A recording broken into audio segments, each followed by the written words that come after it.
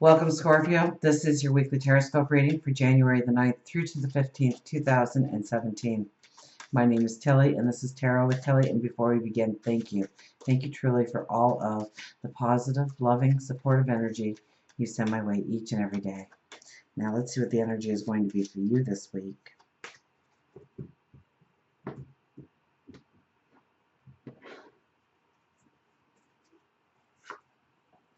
The Hangman.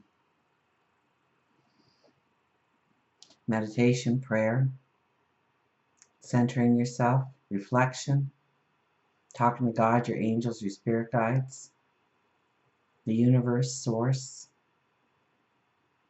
understanding what you truly need in order to step into balance. This is also calming your emotions. So take a step back from tense situations. Think about what you're going to say, how you're going to act, maybe respond to something. Because this is, I see the emotion here, the water, and it's so turbulent. And it's saying to silence yourself, to think about it, to process it before reacting to anything that is stressing you out, that is unnerving you in some way. Seven of Wands, making that declaration. Now, you may be just saying it to yourself. You could be saying it to others. Absolutely. This is the declaration. And let's see where that declaration is going to show up. Judgment. So judgment is not reacting to something that you overheard. Rumors. Don't start rumors. Absolutely not. This is finding out all the information. This is getting all the information. This is making sound judgment calls on how you react to things, what you speak to.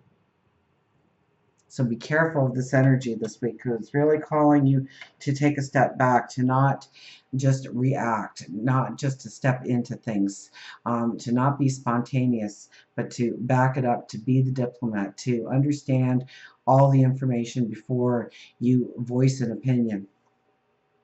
Six of Pentacles over the Seven of Wands. You could be very well making a declaration in relationships, the give and take in relationships, what you give in relationships, what people give to you, how you feel in the relationships, where you'd like to reach out, be the humanitarian, or where you have reached out, and maybe you didn't get that reward or that thank you that you thought you should, and you feel that you need to speak out. I'd almost say not to here, without a lot of thought behind it, because the reward could very well come down the road. It wasn't meant for the now experience. It's meant for the future experience.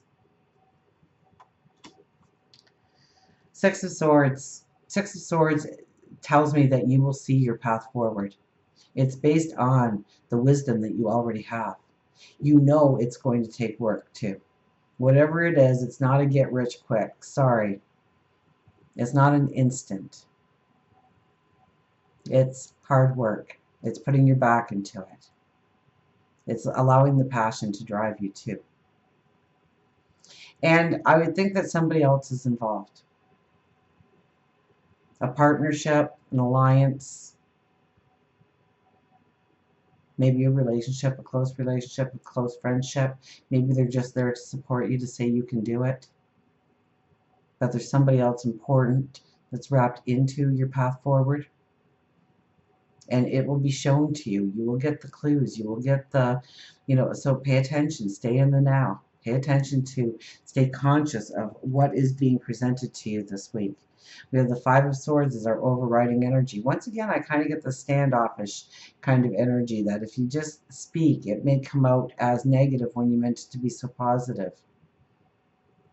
Or they took the words wrong.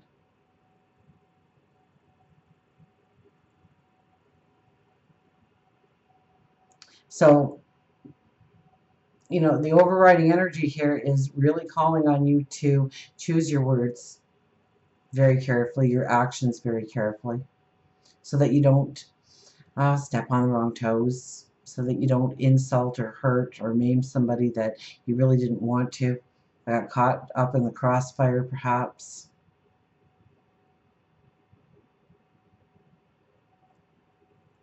Because by the end of the week, you'll be walking forward into your dreams, into your desires, into your goals that you've set. But it's the way you handle this week which will determine the ease in which you do that.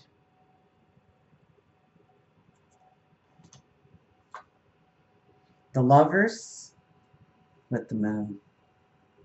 Well, this is asking you to really, tap into your inner child. Those dreams, those desires, those wants, those goals, and embrace them, and embrace you, and love you.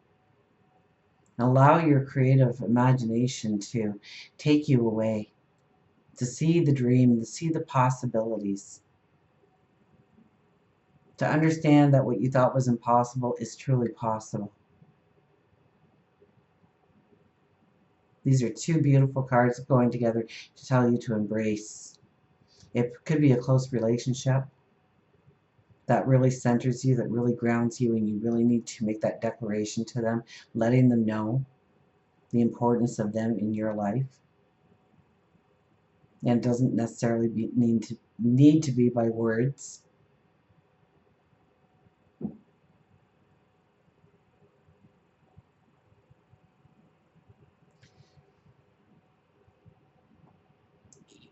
You will feel freedom. You will feel a liberation.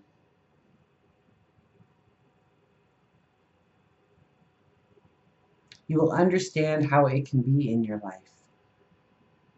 And this is embracing a goal or a dream or a desire. It could be a person, but a passion that's fueled by love. For work and career, we have the Page of Pentacles. We're looking into our crystal ball, imagining our future forward when it comes to work, career, finances, what defines us, and how we want to step into new pathways. We also need to look at the courage we need, the determination we need, the perseverance that we'll need in order to really step into this path, to really make it something tangible going forward. We're not going to be able to see much but the big picture at this point, so don't look for the details. Just understand the goals, the dreams, the desires that you want to step into, affirm them. Say a mission statement every day about it. Say a mantra every day about it. You're seeing what it's going to take. This is where you're definitely not stepping into the moment, but rather perceiving what the moment will be like.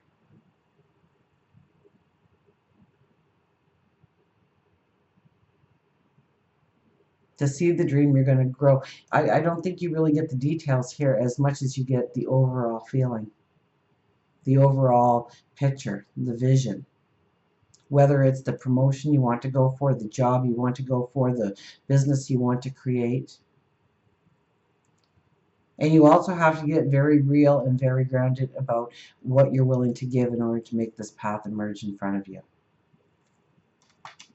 For love, relationships, the Seven of Swords. So a lot of the stepping back could be in relationships, okay? Because here we are understanding exactly what we need in a relationship and ready to move forward with those things, but leaving certain things behind. So maybe there's heart-to-heart talks that are going to be happening, whereas if you don't think it through, excuse me, if you don't think it through, your words could come out wrong. Your intentions could come out wrong. Could blow up in your face without you realizing that you're even doing such a thing. Meaning something, but saying something else, or it being taken in another way. Or maybe it's your actions. So be very conscious in the relationship of what you are trying to convey and how you are conveying it. If you're looking for a relationship, well, there are new beginnings. There are the Lovers here. But I think you are going to be a little bit more determining on whether or not you even want to meet somebody for a first time. And, I'm going to kind of tell you to guard against that kind of feeling, because I think you can have a lot of laughter and a lot of joy even if they're not the one at the end of the day. that you can still enjoy the happiness and giggles and laughter, and to not, be so futuristic when it comes to thinking of a new relationship and what it could possibly or what it might grow into, but rather just experiencing the now. So let down your hair a little bit, enjoy, laugh, love. And when you're having those heart to heart talks, um, think about what you want to say, what you want to convey, and how they are going to respond, how they are going to take it, what the relationship is through their eyes, so that your message is heard, welcomed, and embraced. Until we meet again, remember, I do love you.